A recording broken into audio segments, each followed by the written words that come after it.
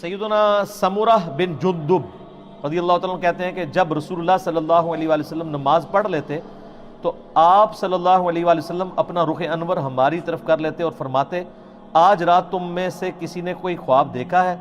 راوی کہتے ہیں کہ اگر کسی نے خواب دیکھا ہوتا تو وہ آپ علیہ السلام سے بیان کرتا اور آپ صلی اللہ علیہ وآلہ وسلم جو اللہ چاہتا اس کی تعبیر بیان فرما دیتے۔ نبی علیہ السلام کی خواب کی تعبیر بیان کی ہوئی تو اتھینٹک ہے، باقی تو اندازہ ہی ہے نا۔ تو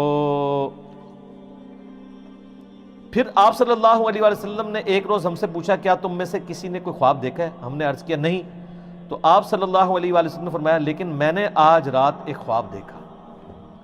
تو آپ علیہ السلام یعنی فجر کے بعد صحابہ کی طرف متوجہ ہو کے ان کے خواب سنا کرتے تھے، پھر تعبیر بیان کیا کرتے تھے۔ یعنی ایک دن کسی نے خواب نہیں دیکھا، وہ ظاہر ہے وہ پھر اللہ نے ہی وہ معاملہ کیا کہ کسی کو بھی خواب نظر نہیں آیا، کیونکہ اس دن اپنے نبی کو خواب دکھانا تھا نا، تو باقی خواب غائب۔ ظاہر ہے یہ اللہ کی طرف سے پلان ہو رہا ہوتا ہے نا، جب نبی دنیا میں موجود ہوتا ہے نا اس وقت بہت ایکسٹراڈنری واقعات ہو رہے ہوتے ہیں، کیونکہ امت کو دین سکھایا جا رہا ہوتا ہے۔ سر یہ خواب آپ سنیں اور اپنے آپ کو سامنے رکھ کے دیکھیں، اس خواب میں نبی علیہ السلام کو ان کی امت کے گناہوں کے عذابات دکھائے گئے۔ اللہم اجرنا من النار، اللہم اجرنا من النار، اللہم اجرنا من النار، اللہم من احییتہ منا فاحیہ علی الاسلام ومن توفیتہ منا فتوفہ علی الایمان۔ تو نبی علیہ السلام فرمایا میں نے دو آدمی دیکھے۔ اب یہ آدمی کون تھے؟ کوئی فرشتے تھے، تو اینڈ پہ پتہ چلے گا یہ کون تھے۔ ابھی آپ صرف اس کا سسپینس رکھیں، آپ نے بھی سسپینس رکھا ہے۔ آپ فرمایا میں نے دو آدمی دیکھے، وہ میرے پاس آئے اور انہوں نے مجھے ہاتھوں سے پکڑا اور مجھے ایک مقدس سرزمین کی طرف لے گئے۔ وہاں ایک آدمی بیٹھا ہوا تھا اور ایک کھڑا ہوا تھا، اس کے ہاتھ میں لوہے کا ایک ٹکڑا تھا، وہ اس کو دوسرے آدمی کے جبڑے میں داخل کرتا اور اس کو اس کی گدی تک چیر دیتا، یعنی یوں ڈال کے نا ایسے، یہ گدی یہ کہتے ہیں، یعنی یہ ہے نا یہ پورا جبڑا چیرتا ہوا پیچھے تک، پھر اسی طریقے سے دوسرے جبڑے کے ساتھ ایسا کرتا اور اتنے میں پہلا جبڑا ٹھیک ہو چکا ہوتا۔ استغفر اللہ، یعنی عذاب مسلسل، وہ کر کے ہٹایا تو وہ واپس آ گیا، پھر دوبارہ سے تکلیف شروع۔ سر یہ ایک دفعہ نہیں برداشت ہو سکتی، پھر وہ اس عمل کو دہراتا تھا۔ تو میں نے ان آدمیوں سے پوچھا یہ کیا ہو رہا ہے؟ تو ان دونوں نے مجھ سے کہا آپ آگے چلیے، تو میں نے ان کے ساتھ آگے چلنا شروع کر دیا۔ پھر ہم ایک آدمی کے پاس آئے جو زمین پہ چت لیٹا ہوا تھا اور ایک آدمی ایک بڑا سا پتھر لے کے اس کے سرہانے کھڑا تھا اور وہ اس کے ساتھ اس کے سر کو کچل رہا تھا۔ جب وہ اسے مارتا تھا تو پتھر لڑک کر جاتا، وہ اسے لینے کے لیے جاتا لیکن اس کے واپس آنے تک اس کا سر پھر بالکل ٹھیک ہو جاتا۔ توبہ توبہ توبہ، اتنا بھاری پتھر کا عذاب اس شخص کے اوپر کہ اس کا سر جو ہے وہ چپٹا ہو رہا ہے اور پھر وہ پتھر لڑک کے دور چلا جا رہا ہے، اور وہ اٹھانے کے لیے وہ پتھر جا رہا ہے، واپس آتا ہے تو دوبارہ سر واپس آ جاتا ہے، پھر اس تکلیف سے گزرنا ہے۔ سر آپ تو ایک دفعہ سر کے اندر برداشت نہیں ہم لوگ کر سکتے، اللہ تعالیٰ ہمیں ان عذابات سے محفوظ فرمائے۔ جب وہ اسے مارتا تھا تو پتھر لڑک جاتا، وہ اسے لینے کے لیے جاتا لیکن واپس آتا تو پھر اس کا سر ٹھیک ہو جاتا، وہ آدمی اس کے ساتھ پھر وہی کرنا شروع کر دیتا اور یہ عمل مسلسل جاری رہتا۔ میں نے کہا یہ کیا ہے؟ تو ان دونوں نے کہا یا رسول اللہ آگے چلیے۔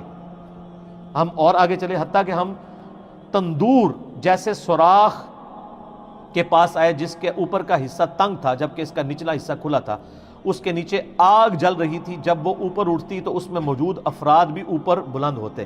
کوئی تندور تھا جو اندر سے بہت بڑا تھا، تو اس میں آگ کے اوپر کچھ لوگوں کو تلا جا رہا تھا۔ جب وہ آگ باہر نکلتی نا تو وہ بندے بھی باہر یوں نکلتے، پھر وہ اندر چلے جاتے۔ استغفر اللہ، اللہم اجرنا من النار۔ سر یہ بخاری شریف ہے، یہ بزرگ شریف یا کہانی شریف نہیں ہے، یہ بخاری شریف ہے۔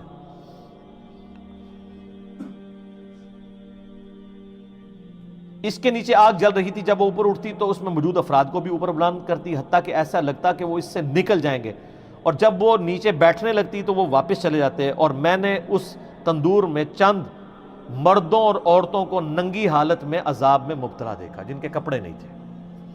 میں نے کہا یہ کون لوگ ہیں؟ ان دونوں نے کہا یا رسول اللہ آگے چلے۔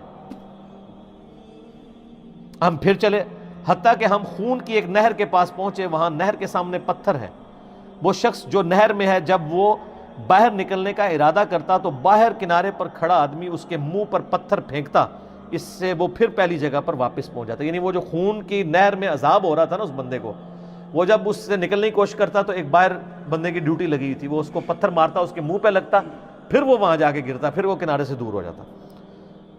وہ جب بھی نکلنے لگتا اس کے منہ پر پتھر مار دیا جاتا، پھر وہ واپس چلا جاتا. میں نے کہا یہ کیا ہے؟ تو ان دونوں نے کہا یا رسول اللہ آگے چلیے. ہم آگے چلے حتیٰ کہ ہم سرسب شداب باغ میں پہنچ گئے. اس میں ایک بڑا سا درخت تھا اور اس کے تنے کے پاس ایک عمر رسیدہ شخص اور کچھ بچے تھے، اور درخت کے قریب ایک آدمی تھا، اس کے آگے آگ تھی جسے وہ جلا رہا تھا. وہ مجھے درخت پر لے گئے، انہوں نے مجھے درخت کے وسط میں ایک گھر میں داخل کیا. میں نے اس سے خوبصورت گھر کبھی زندگی میں نہیں دیکھا. اس میں بوڑھے، مرد، نوجوان، خواتین اور بچے سب تھے. پھر وہ مجھے وہاں سے باہر لے کر آئے اور درخت پر لے چڑھے اور مجھے اس سے بھی زیادہ بہترین خوبصورت گھر دکھایا. اس میں بھی بوڑھے اور جوان تھے. میں نے ان دونوں سے کہا تم رات بھر مجھے لیے پھر رہے ہو، مجھے یہ تو بتاؤ جو کچھ میں نے دیکھا ہے وہ کیا تھا؟ انہوں نے عرض کیا جی ہاں اب ہم آپ کو بتاتے ہیں. یعنی وہ سارے منظر دکھا کے نا نبی علیہ السلام فرمایا کہ بھی اتنا کچھ مجھے دکھایا، مجھے بتاؤ تو صحیح یہ کیا کچھ تھا. تو انہوں نے کہا اب ہم آپ کو بتاتے ہیں. یا رسول اللہ رہا وہ شخص جس کو آپ نے شروع میں دیکھا تھا کہ اس کے جبڑے کو چیرا جا رہا تھا، تو وہ شخص وہ تھا جو دنیا میں جھوٹ بولا کرتا تھا، اور پھر وہ جھوٹ آگے نقل کیا جاتا تھا حتیٰ کہ وہ آفاق تک پہنچ جاتا تھا. یہ جو کچھ آج کل ہمارے سیاستدان کر رہے ہیں، سوشل میڈیا کے اوپر آ کے دوسرے پولیٹیکل لیڈر کو ڈی فیم کرنے کے لیے جھوٹ بول دیتے ہیں. اسی طریقے سے علماء بھی کرتے ہیں، کسی کو بدنام کرنے کے لیے اس کے اوپر جھوٹے. یعنی میں تو اس سے سفر کر رہا ہوں، میرے اوپر کلپ چڑھائے ہوئے ہیں انجینئر محمد علی مرزا کا دعوی نبوت، نعوذ باللہ. ہم اندازہ کریں، یعنی یہ وہ لوگ کلپ چڑھا رہے ہیں جن کے بزرگوں نے اپنے ناموں کے کلمے پڑھائے ہوئے ہیں. ایک غریب اتو بدتمیز، اور جو ان کو ننگا کر رہا ہے اس کو کہہ رہے ہیں دعوی نبوت. تو یہ ان کا عذاب ہے، یعنی یہ علماء کا عذاب ہے. تو یہ سب سے زیادہ جھوٹ کون بول رہا ہے؟ جھوٹا دین کون بیان کر رہا ہے؟ اس لیے بخاری مسلم حدیث ہے جس نے میری طرف جھوٹی حدیث منسوب کی اپنا مقام دوزخ میں دیکھ لے. اور صرف دوزخ کے پھیرا نہیں لگنا، اے عذاب ہونا ہے کہ یہ جبڑا چیر کے ادھر اور یہ والا ادھر. اچھا پہلا عذاب بتا دیا. یا رسول اللہ آپ نے اس کے بعد جو منظر دیکھا وہ قیامت تک اس کے ساتھ کیا جائے گا. یعنی وہ جبڑے قیامت تک، یعنی اس سے یہ بھی پتا چل گیا کہ عالم برزخ اور قبر کا عذاب بھی برحق ہے. قیامت تک کیا جائے گا یہ عذاب، ابھی قیامت قائم نہیں ہوئی. وہ آدمی جو آپ نے دیکھا کہ اس کا سر کچلا جا رہا تھا، یعنی وہ بھاری سا پتھر تھا اس کے سر پہ ڈالا جاتا ہے. سر یہ مسلمانوں کی اکثریت ہے. یہ وہ شخص تھا جس نے قرآن کا علم سیکھا، لیکن اس کی نہ تو راتیں قرآن کے مطابق تھیں نہ دن کے اعمال قرآن کے مطابق تھے. پورے کا پورا دین ہی کور ہو گیا. اور یہ تو اس کے لیے ہے جس نے قرآن سیکھا اور جس نے قرآن کو سیریس لے کے سیکھا بھی نہیں ہے. یہ تو وہی ہے نا کہ ماں باپ کو اف تک مت کہو، اور جو گالیاں دیتا ہے ماں باپ کو اس کا کوئی سوچ سکتا ہے؟ اور اس میں بھی ظاہر ہے کہ یہ قرآن کا علم سیکھ کے نہ دن کے مطابق عمل نہ رات کے مطابق. تو اس میں بھی اولین مخاطب وہ علماء ہیں جو ڈگریوں والے دعویٰ کرتے ہیں ہم نے دین کا علم حاصل کیا ہے، خود عمل نہیں کرتے، وہ بھی شامل ہے. یا رسول اللہ ان کے ساتھ بھی یہ سلوک قیامت تک جاری رہے گا. آپ نے جو سراغ میں دیکھا کہ وہ ننگی عورتیں اور مرد عذاب میں مبتلا تھے، وہ تھے جو دنیا میں زنا کیا کرتے تھے، زانیوں کی سزا، والعیاذ باللہ.